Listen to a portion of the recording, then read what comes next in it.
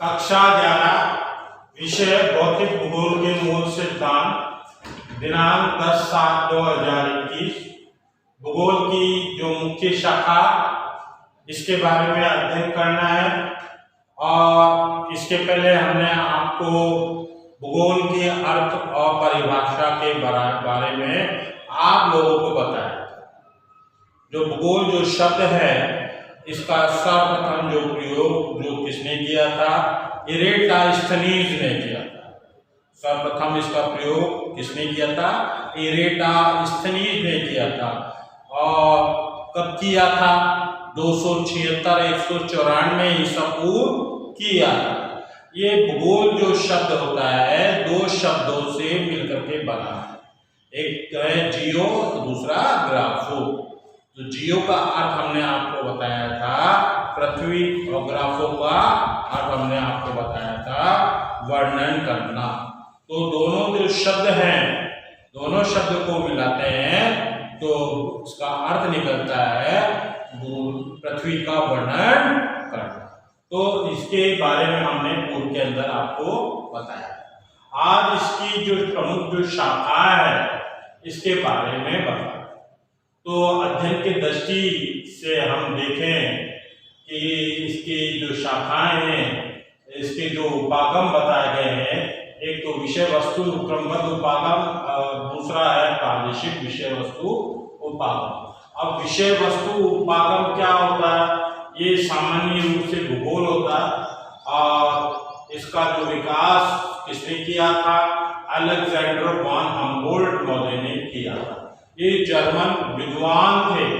कब किया था? 1769 और 1859 के अंदर किया था।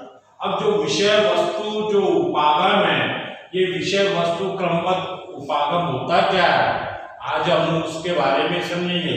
तो विषय वस्तु क्रमबद्ध जो उपागम होता है, विश्व के इस तरह का जो उपागम होता है, इस तरह के उपागम में विश्व स्तर के ऊपर इनको क्रमिक रूप से एक के बाद एक जो है इनको ज्ञात किया जाता है।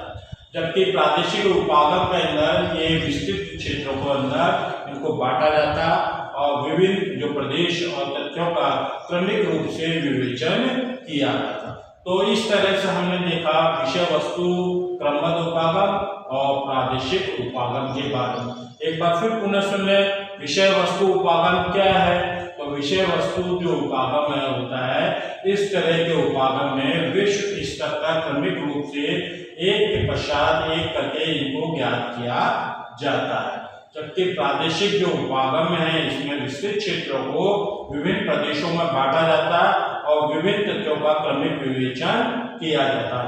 ये दोनों जो उपागम है एक दूसरे से अलग नहीं है और दोनों के अंदर भूगोल का अध्ययन किया जाता है। तो अभी अपन ने उपागम के बारे में देखा कि विषय वस्तु उपागम क्या है और प्रादेशिक उपागम क्या है। तो विषय वस्तु उपागम के बारे में अभी हमने आपको बताया था कि इसका विकास अलेक्जेंडर वॉन हम्बोल्ट महोदय ने किया था। प्रादेशिक जो उपागम है, इसका जो विकास किसने किया था? इसका विकास कार्ल रिटर के द्वारा किया गया। कब किया गया? 1779 और 1859 है। इसके अंदर कार्ल रिटर के द्वारा प्रादेशिक जो भूगोल है, प्रादेशिक भूगोल का विकास किया गया। अब अध्ययन की जो दृष्टि है, अध्ययन की दृष्टि से इसकी जो शाखाएं हैं, इसको कितने भागों में, वैसे तो दो मुख्य जो भाग है, भौतिक भूगोल और मानव भूगोल के अंदर बांटा गया। तो लेकिन हमारे यहाँ भौतिक जो भूगोल हमारे पाठ्य पुस्तक है, भौतिक भूगोल है। तो भौतिक जो भूगोल है, भौतिक भूगोल, मानव भूगोल, आर्थिक भूगोल, ऐतिहासिक भूगोल, राजनीतिक भूगोल, ये सब क्या है? इनकी जो शाखाएं हैं, ठीक है। और जो भौतिक जो भूगोल है, इसका भी सब डिवीजन किया गया।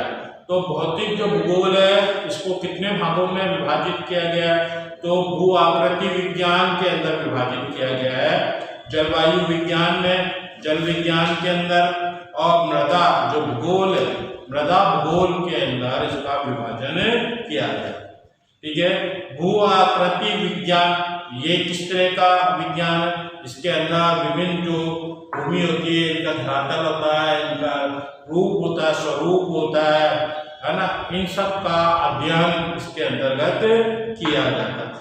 जलवायु विज्ञान क्या है? जलवायु के अंदर मौसम और जलवायु के विभिन्न जो तत्व हैं और इनके जो प्रकार होते हैं, इसका अध्ययन किया जाता है, क्योंकि विभिन्न प्रदेश होते हैं, विभिन्न प्रदेशों के अंदर अलग अलग तरह की जलवायु होती है और इसका जो अध्ययन इसके अंदर किया जाता है।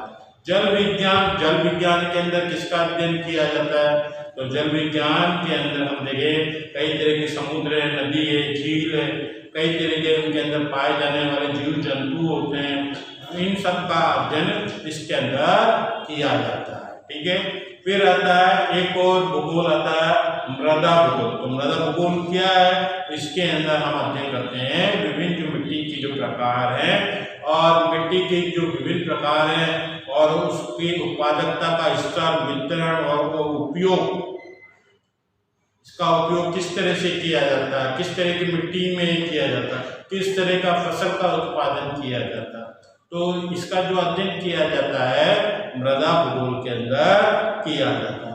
तो अभी अपन ने देखा भौतिक भूगोल, मानव भूगोल, आर्थिक भूगोल, ऐतिहासिक भूगोल, राजनीतिक, और जो भौतिक जो भूगोल है इसके अपने विभिन्न प्रकार।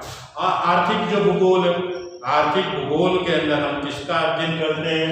आर्थिक भूगोल के अंदर हम देखें, आर्थिक भूगोल के अंदर आर्थिक क्रियाओं का अध्ययन किया जाता है। विभिन्न जो आर्थिक जो क्रियाएं होती है, इन आर्थिक क्रियाओं का जो अध्ययन होता है इसके अंतर्गत किया जाता है। कृषि है, उद्योग है, पर्यटन है, व्यापार है, परिवहन है, इन सब का अध्ययन इसके अंतर्गत किया जाता है। मानव भूगोल में किसका अध्ययन किया? मानव और पर्यावरण और उसकी प्रकृति का अध्ययन जो मानव जो भूगोल है, मानव भूगोल के अंदर किया जाता है। और वहाँ पर पाए जाने वाली जो मानव भूगोल है, सामाजिक जो सांस्कृतिक भूगोल इसके अंतर्गत आता है। जनसंख्या और अधिवास भूगोल भी इसके अंतर्गत आता है।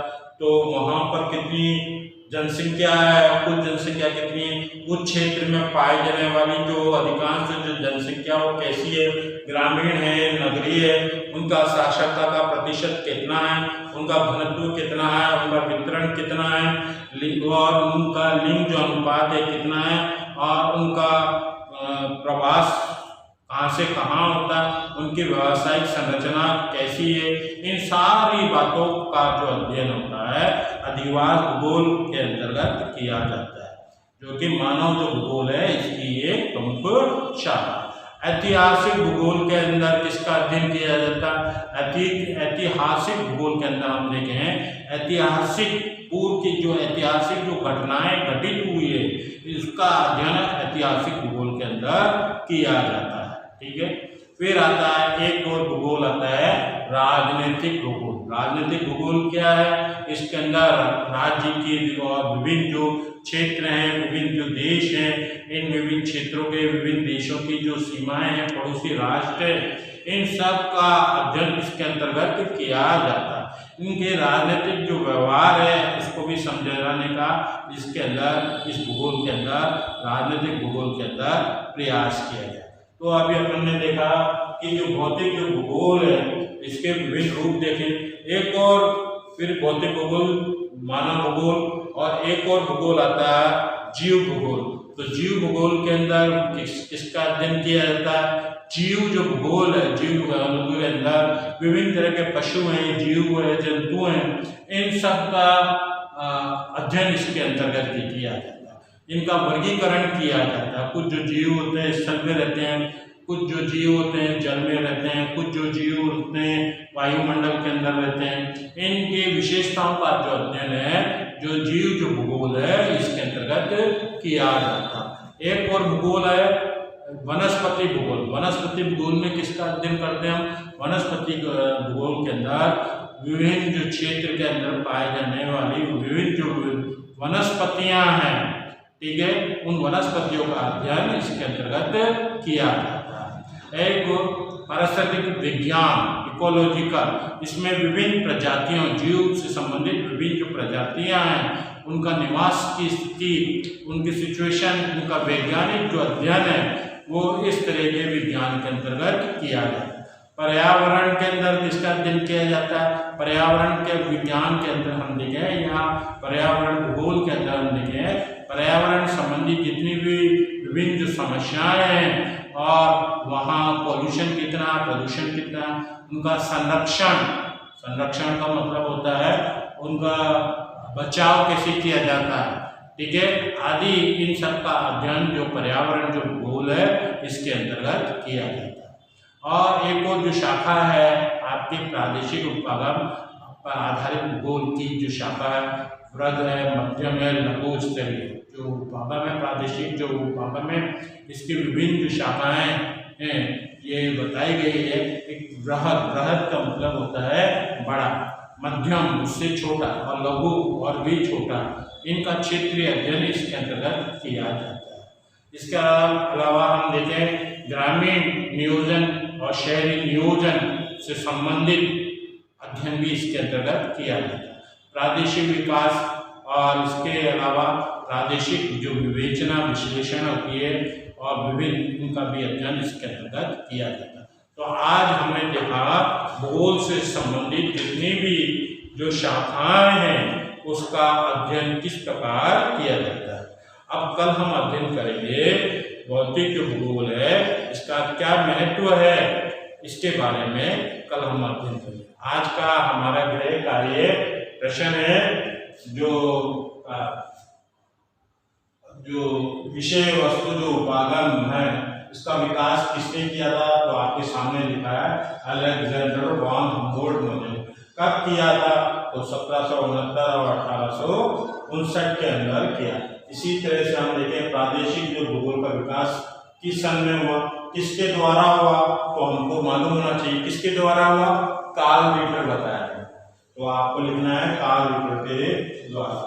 जो भूगोल है, भूगोल की कौन कौन सी शाखाएं होती है, इन शाखाओं के नाम याद रखने और एक एक पंक्ति के अंदर थोड़ा थोड़ा सा हमको इसके बारे में पता चले।